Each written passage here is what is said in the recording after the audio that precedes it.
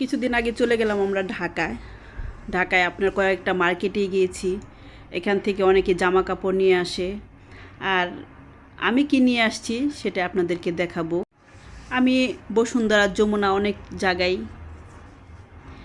দেখলাম জামা কাপড়, কিন্তু সাংবাদিকদের অত্যাচারে শুধু বলে আপনার বাজেট কত, বাজেট কত। আচ্ছা, বাজেট কি বলা যায়? বাজেট বললেই তো আপনারা ভাইরাল করে দিবেন। হয় বলতে হবে আমার হাজব্যান্ড আমেরিকা, না হলে বলতে হবে লন্ডন। এগুলো বলে শুধু আমি ভাইরাল হতে চাই না, তাই আমি চলে গেলাম সব মার্কেট বাদ দিয়ে ব্যান্ড প্লাজা।